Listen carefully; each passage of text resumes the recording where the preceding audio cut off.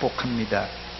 이 부활의 아침에 나오신 여러분들, 이제 여러분들이 부활의 주인공들이 되시길 바랍니다. 저를 한번 따라서 하시기 바랍니다. 부활의 주인공이 됩시다. 오늘 부활절 아침인데 여러분들의 기분이 어떻습니까? 신앙은 결코 기분으로 가늠할 수 없지만은 오늘 여러분들의 기분이 어떤가 한번 질문하고 싶습니다. 부활절에 남다른 감동이 있는가? 혹은 매년 이제 반복되는 부활절이기 때문에 별 감흥이 없는가? 여러분들이 한번 여러분 스스로를 점검해 보시기 바랍니다. 부활절은 예수님이 죽음의 권세를 깨트리고 살아난 날이기 때문에 우리에게도 죽음에서 살아난 그런 감동이 있어야 됩니다.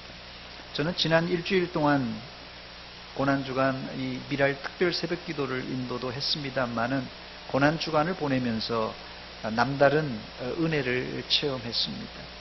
오늘 아침에 제 기분을 여러분들이 물어본다면 저는 흰 터널을 이제 딱 빠져나왔을 때 환한 빛이 쫙 비쳐서 눈부신 그런 광경, 이 부활의 아침이 제 눈을 막 부시는 것 같은 그런 느낌입니다.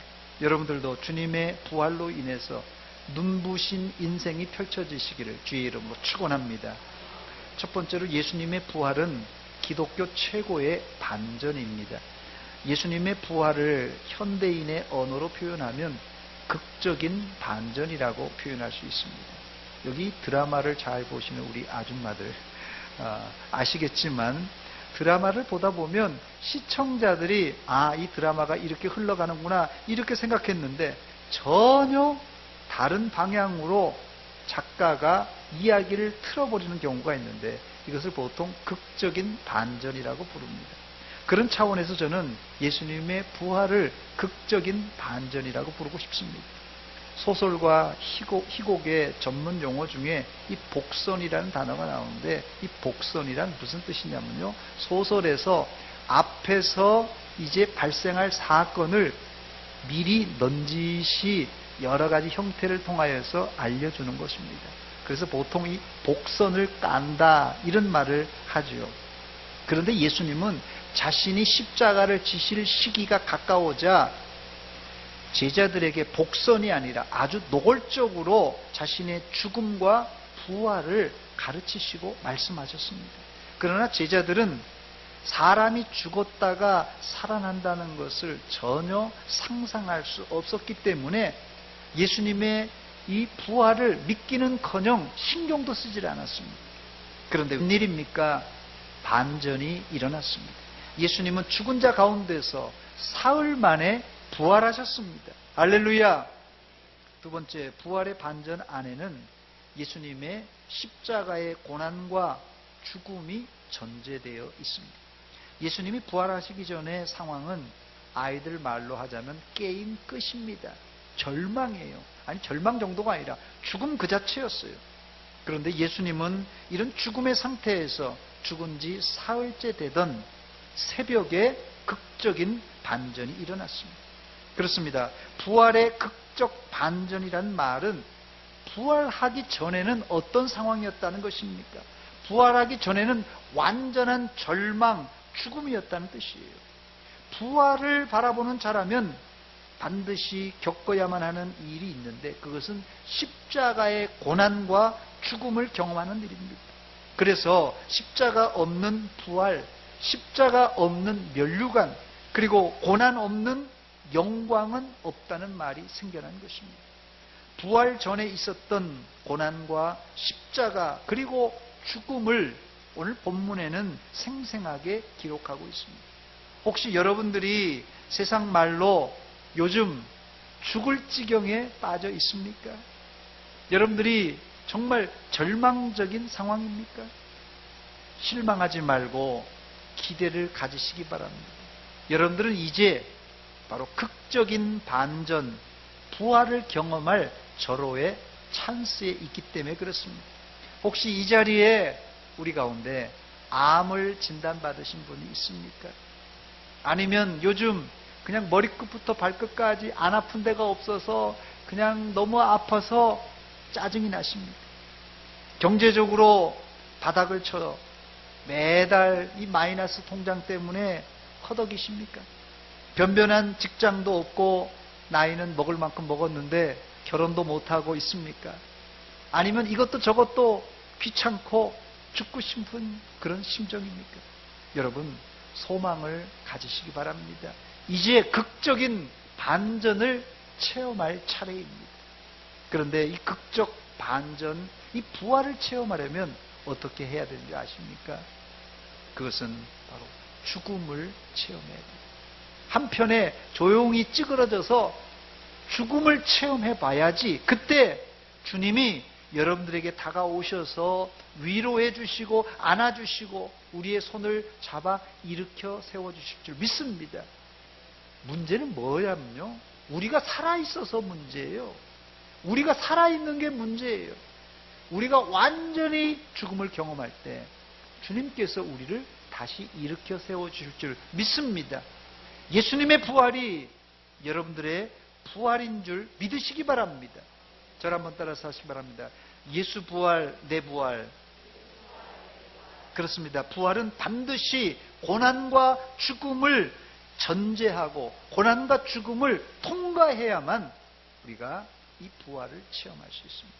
만약에 여러분들이 고난 없이 성공했다면, 만약에 여러분들이 죽음 없이 생명을 얻었다면 그건 가짜입니다, 여러분. 세 번째, 오늘 본문에는 히브리서 기자가 두 가지 부활을 기록해 놓고 있습니다. 35절에 보니까 죽은 자의 부활이라는 부활이 있고 또한 한 가지 더 부활이 나오는데 더 좋은 부활이 나옵니다. 여자들은 자기의 죽은 자를 부활로 받아들이기도 하며 또 어떤 이들은 더 좋은 부활을 얻고자 하여 심한 고문을 받되 구차히 풀려나기를 원하지 아니하였다, 이렇게 기록하고 있습니다. 첫 번째로 죽은 자의 부활은 어떤 부활입니까?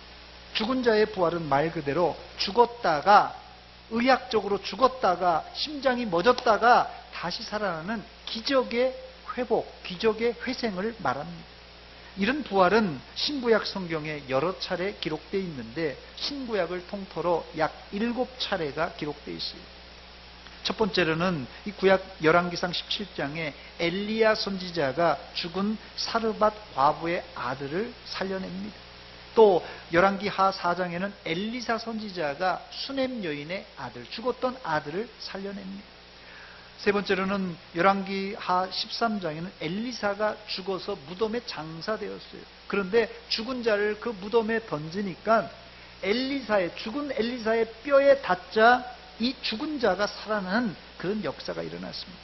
네 번째로 신약에 예수님이 죽은 나사로를, 회당장 딸 이 나사로를, 야이로를 살려냈습니다. 또 나인성 과부의 아들, 이제 상여를 메고 나가는 이 청년을 살려냈어요. 또 베다니에서는 죽은 지 나흘 되는 냄새나는 친구 이 나사로를 살렸습니다. 또 베드로 사도는 죽은 도르가를 살려냈습니다. 또 바울 사도는 3층 창밖으로 떨어진 청년 유두고를 살려낸 적이 있습니다.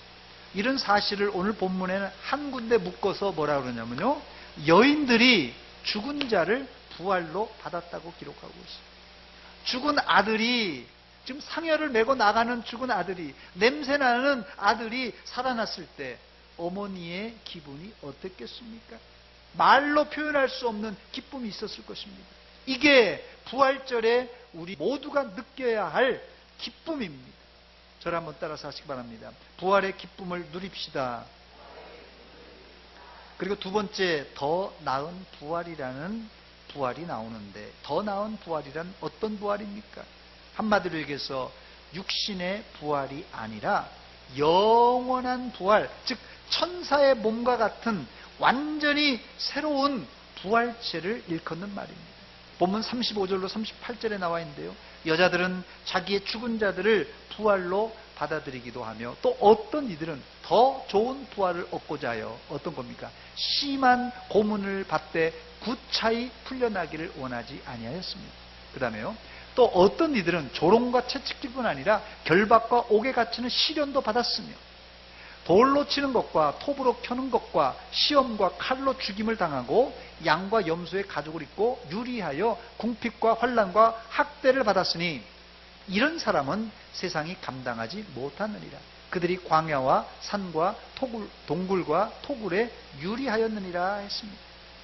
한마디로 더 나은 부활은 우리 육신이 다 썩어 없어졌다가 주님 재림 때 주님의 호령과 천사장의 소리와 하나님의 나팔 소리가 빰빠라 이렇게 울려 퍼질 때 무덤에서 일어나는 부활을 바로 이 더 나은 부활이라고 말합니다. 앞서 말씀드린 이 육신의 부활은 살았다가도 다시 죽습니다. 수넴 여인의 아들을 선지자가 살려냈는데 또 죽었어요. 예수님의 친구인 이 나사로를 살려냈는데 나사로도 죽었습니다. 그러나 더 나은 부활은 무덤 속에 들어가 다 썩었지만 마지막 날에 일어나는 진짜 부활, 영광의 부활을 일컫는 말입니다. 여러분들은 바로 이런 아름다운 부활체에 더 나은 부활의 주인공들이 되시기를 주의 이름으로 축원합니다. 외경 이 마카베오 학원 7장에 보면 이 마카베오서의 이 배경이 주전 약 160년 경입니다. 지금으로부터 2160년 경이에요. 2000년 전이에요. 이스라엘은 이 당시에 헬라 제국의 속국이었습니다. 알렉산더 대왕이 죽은 이후에 알렉산더 대왕이 세계를 제패했어요. 거의 인도까지, 이 그리스 반도에서 인도까지 전 세계를 지금 다 제패하고 나서 안타깝게도 30살에 이제 죽습니다. 너무 안타깝죠. 그리고 나서 이 알렉산더에게 4명의 부하가 있었어요. 이 4명의 부하에게 이 거대한 제국을 4등분으로 나누어서 이제 물려주고 죽습니다. 이때 이스라엘은 시리아의 셀류쿠스 왕조 제8대 왕인 안티오쿠스 4세 에피파네스라는 왕에 의해서 점령을 당합니다.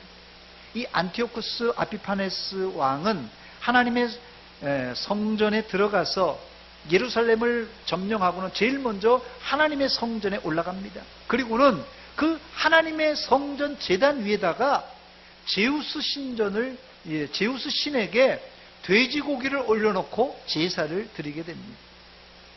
돼지고기는 지금도 유대인들이 금기시하는 음식이에요. 부정한 음식이라고 해서 지금도 유대인들은 돼지고기를 먹지 않습니다.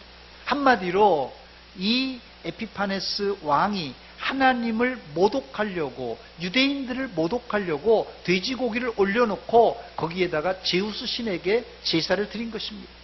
더 나아가서 이 에피파네스 왕은 자신이 믿는 제우스 신을 유대인들에게 믿게 하려고 유대교에서 이 제우스 신으로 개종을 시키려고 했어요. 그래서 유대에 살고 있었던 중요한 인물이었던 것 같아요. 7명의 아들을 둔 어머니가 있었는데 이 어머니와 7명의 아들을 붙잡아 와서 그들을 강제적으로 돼지고기를 먹게 하고 유대교를 배교하고 제우스 신을 믿으라고 강요를 합니다. 그러나 이들은 왕의 명령을 거절하고 7명의 아들과 어머니는 장렬하게 모두 죽습니다. 그런데 죽이는 방식이 너무나 잔인했어요. 이 왕이 가마솥을 말입니다. 아주 뜨겁게 달구어 놓고는 협박하는 게, 첫째 아들에게 너 돼지고기 안 먹고 이 하나님을 배반하면 살려주고, 배반하지 않으면 이 솥단지에다 집어넣겠다는 것이에요. 첫째 아들은 끝까지 신앙의 절기를 지키고 돼지고기를 먹지 않고 죽습니다. 왕은 그러자 둘째 아들에게 돼지고기를 먹으라고 회유합니다. 그러면 살려주고 너에게 돈도 주고 벼슬도 주겠다, 이렇게 회유를 했어요. 그러나 둘째 아들도 돼지고기를 거부하고 당당하게 죽습니다.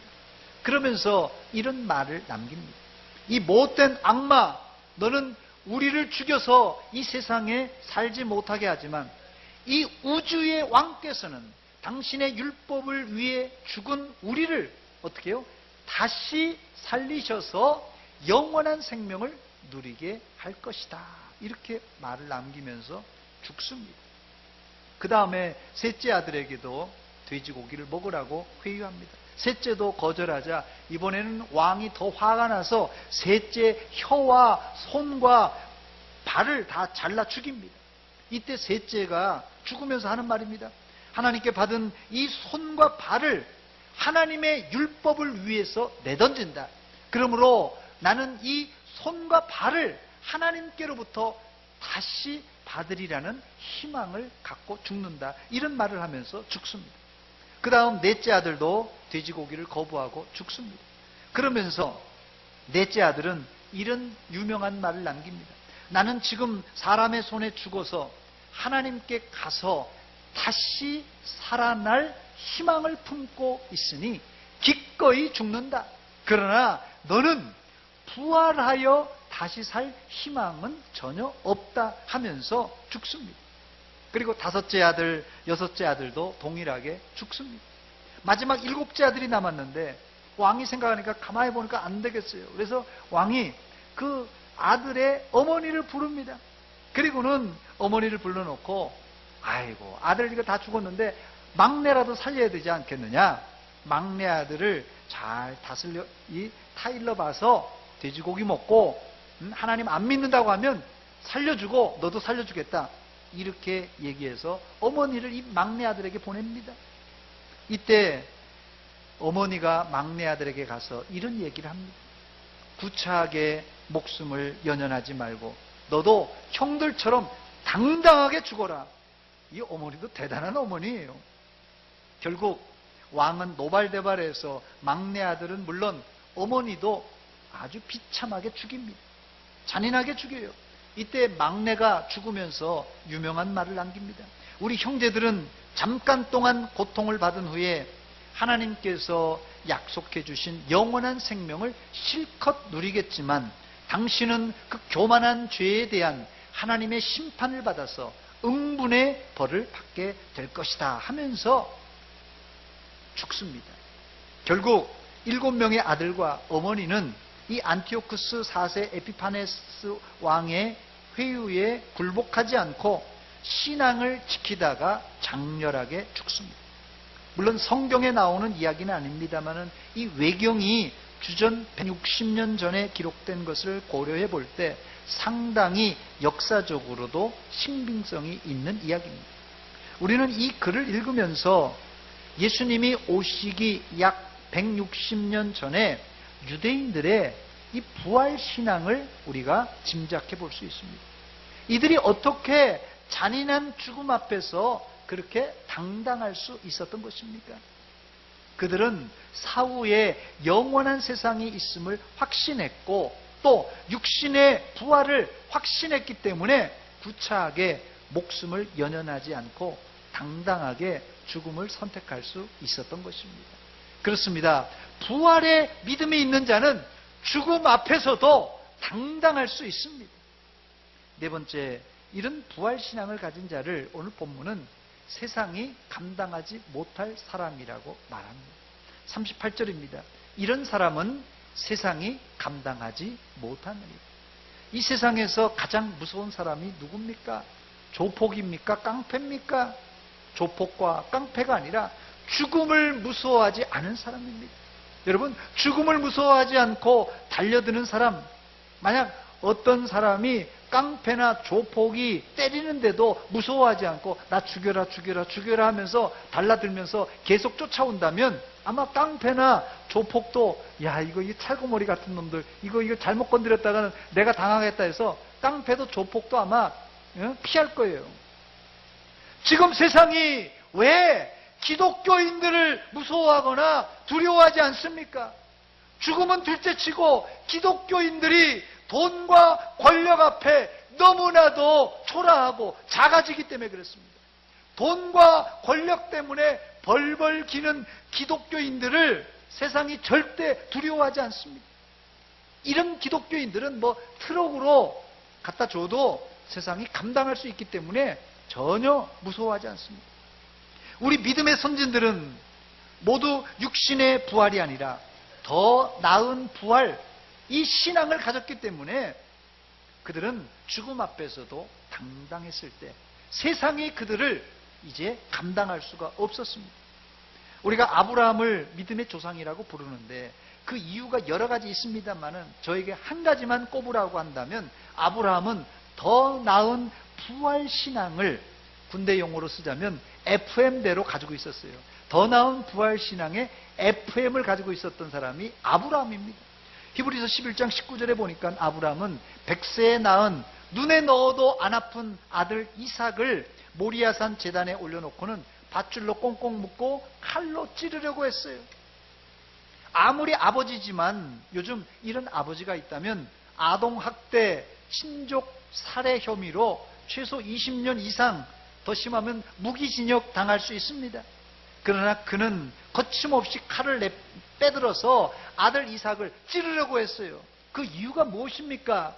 그게 히브리서 11장 19절에 그 이유가 잘 나와 있는데 그가 아브라함이 하나님이 능히 이삭을 죽은 자 가운데서도 다시 살리실 줄로 생각하신지라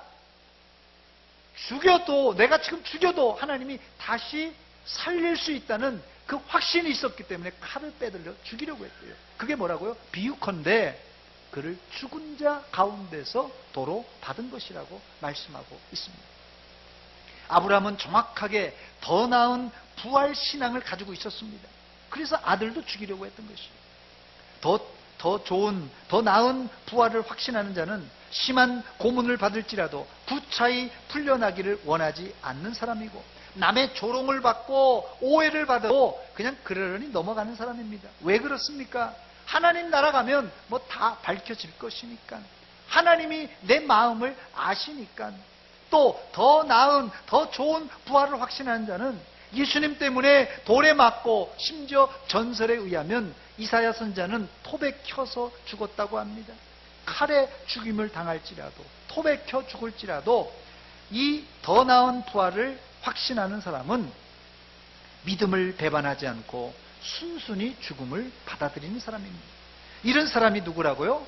세상이 감당하지 못하는 사람입니다. 부활신앙으로 무장된 사람은 죽음을 넘어 살기 때문에 겁낼 것이 없는 사람입니다. 저를 한번 따라서 하시기 바랍니다. 죽음을 넘어 삽시다. 사랑하는 여러분, 오늘 부활절을 맞이해서 여러분들의 신앙을 점검해 보시기 바랍니다. 내가 정말 세상이 감당하지 못하는 사람인가?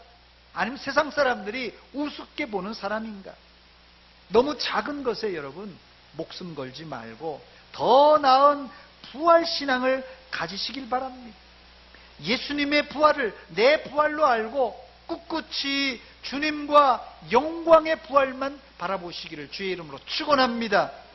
이런 더 나은 부활의 주인공들이 되시기를 주의 이름으로 축원합니다. 저를 한번 따라서 하시기 바랍니다. 더 나은 부활의 주인공이 됩시다. 기도합니다. 하나님 아버지, 우리가 바쁘게 분주하게 살면서 우리 욕심만 채우다가 시간이 흐르고 나이만 먹습니다. 하나님, 이 세상 잠시 잠깐이고 더 나은 부활을 통하여서 하나님의 나라에서 영원히 살 존재인 것을 잊고 살았습니다. 이 시간 우리 안에 더 나은 부활, 영광의 부활을 간직하고 그 부활을 바라보는 믿음의 종들 다 되게 하여 주시옵소서. 예수님의 이름으로 기도하옵나이다. 아멘.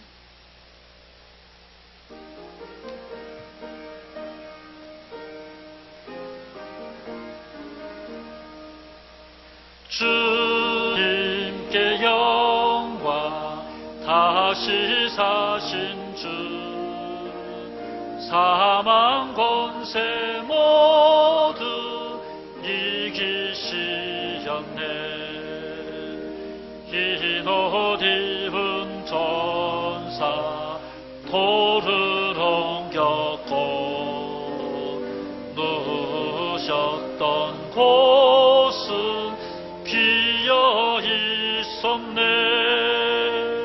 주님께 영광, 다시 사신 주, 사망 권세 모두 이기시었네.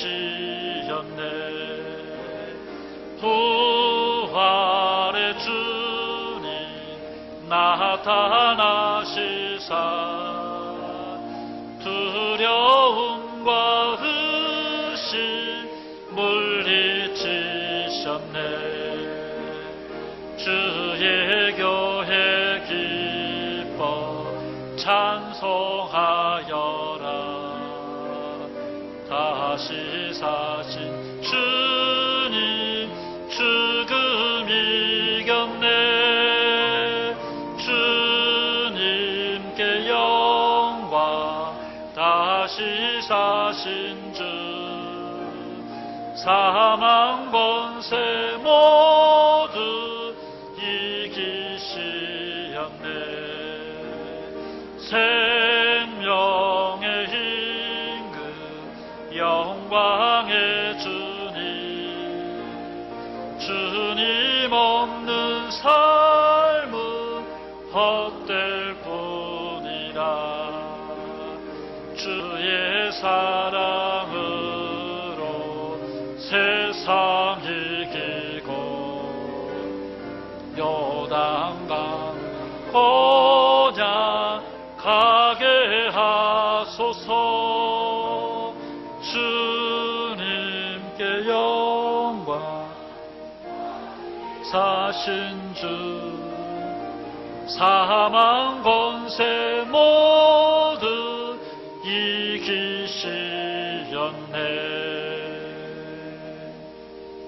장균현 주사님 대신